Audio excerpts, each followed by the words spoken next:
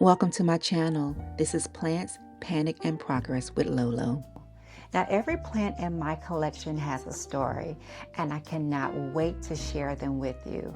Now, whether you're a seasoned plant collector or you're just bringing home your very first plant, I hope you'll join me as we learn, laugh, and grow together. Around here, you're going to see the wins, the mistakes, the new growths, and everything in between. Now today we have lots to talk about. So let's go ahead and get started. Starting off with collard green. This is my Fiddle Leaf Fig. And y'all, I have some good news. No new brown spots. Now if you've been following my plant journey, you know that I have been keeping a close eye on this one. Basically, I'm just rolling with the punches and hoping for the best. One thing I'm learning about fiddle leaf figs is that they can be a little dramatic. They don't always appreciate sudden changes in their environment. They don't appreciate being moved around a lot. They don't like being overwatered. And if you look at them too long, they might just decide to drop a leaf or two. And also, I don't water him until he gets absolutely dry. Now, I'm looking at collard green and I am liking what I see. Those big, beautiful leaves are looking good. And there's no new brown spots to report. So basically, I'm calling this a plant mom win. Yay. I'm learning that with plants, sometimes you have to stop expecting perfection and just appreciate the progress.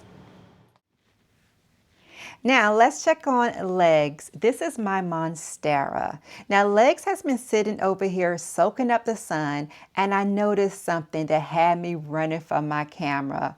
New growth. All right guys, I want you to see the difference. Now this was just from last week. I did a short video of it and I wanted to capture it on camera. And y'all, this is how Legz is looking today. Check this out. New growth. I've had a new Monstera come in. Okay, wait a minute. Let me see if I can get in the camera. There she is. Look at it. Isn't it amazing? Monsteras are tropical plants, so they love bright indirect light, warmth, and humidity. And one of the coolest things about them is that as they mature, their leaves can develop those famous splits and holes and fenestrations is what they like to call it. My new one came in with 3 fenestrations, y'all. So when I see new growth like this, I'm already thinking, all right, show me what you got. I want to see more. This new growth definitely has me excited. Now it's time for the new babies. Meet Neo. Neo is my brand new neon Pothos, and I fell in love with him the second I saw him. Just look at this color. It's like someone turned the brightness all the way up. The amount of light can affect how vibrant the foliage look. Bright indirect light can help maintain that gorgeous neon color. Like other pothos, Neo can also be propagated from stem cuttings as long as the cuttings has a nod. Neo just isn't pretty. He's also bringing some serious beginner-friendly energy to his family. Welcome home, Neo. All right, next, this is my golden pothos. This is Lori. And Lori is doing great. I'm so excited about these trailing vines, and I'm ready for them to start taking over. Now, pothos are one of those plants that can make a beginner plant mom like myself feel like they know exactly what they're doing. And they're generally pretty forgiving, and they can tolerate a wide range of indoor conditions. And they're incredibly easy to propagate. Now, speaking of propagation, I was able to successfully propagate one of these leaves here.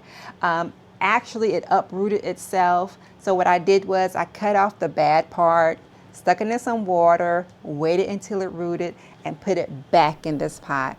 And guess what? It is doing great. There is something so satisfying about watching a little cutting turn into its own plant. Now this one is extra special because Lori was propagated from my late Aunt Lori's plant. and it was passed down throughout the family. So every time this plant grows a new leaf, it feels like I'm growing a little piece of that family story right along with it. All right, y'all, I forgot to take videos of my Syngonium confetti. So this is my Syngonium sweet pea confetti. Honorable mention.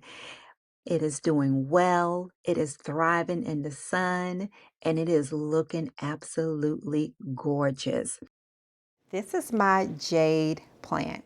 Decided that it was time to repot Rio, and I was a mess, y'all. I was questioning everything. Like, did I use the right soil? Did I hurt the roots? Did I just ruin my plant? Listen, I was so stressed out.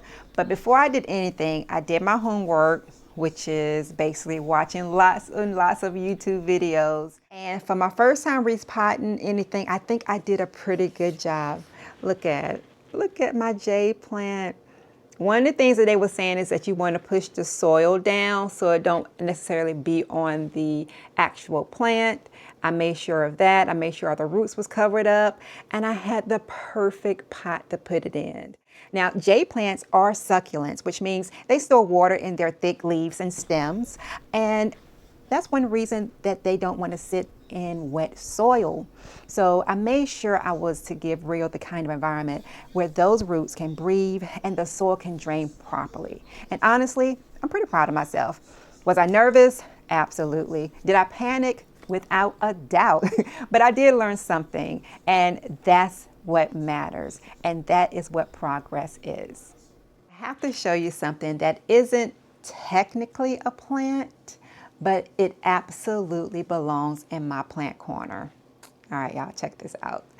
Look at this adorable plant pot. Look how cute it is. It's sitting in this little rocking chair, reading her little book. Look at that. I mean, come on. How cute is that? Now, when I saw it, I immediately knew it was coming home with me. Now, there's just one little problem. I did not have a plant that was small enough to fit inside of this. So I thought, what can I do? Well, I decided to take a little leaf from my Elfstone Echeveria and put it in here to see what happens. So I put some of the cactus soil inside of it, put the little leaf in it, and water it.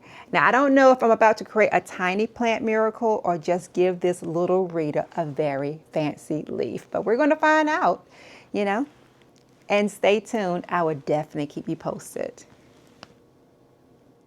And then we have my Syngonium Glow Go. My daughter decided to name this one Pudding. And honestly, I think that name fits her perfectly. I mean, look at her. She looks so adorable. Now, Syngoniums are also called arrowhead plants because of the shape of their leaves. And here's something really cool about Syngoniums. As they mature, the shape of their leaves can change. So the plant you have today can look very different as it grows.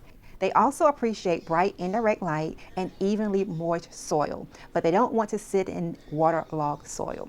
So Pudding has also officially joined the family. Look, y'all, roots already coming through the bottom. Check that out. So this one is going to be next on my repotting list. All right, y'all, now we gotta go outside. We gotta check out my hot boy. This is my Jade plant. And y'all, hot boy is out here living his best life. He loves being outside in the sunshine. And with all the rain we've been getting, this plant seems to be getting bigger and bigger every single day. Well, plant fans, that's the latest from my little jungle. We got some new growth, successful propagation, and a jade plant that survived my first repotting. A hot boy that's out here living his best life, and 2 new plant babies. And that's what I love about this journey. I'm not an expert. I'm learning as I go. Some days I'm confident, and some days I'm panicking. And some days I'm just standing in front of these plants, celebrating because it grew one tiny new leaf. And that's the beauty of plants, panic, and progress. We learn, we laugh, we make mistakes, and we keep growing. So tell me in the comments, which new plant baby are you loving more, Neo or Pudding? don't forget to like, subscribe, and come back for the next plant adventure. Until next time, have a wonderfully blessed day in the Lord. Bye.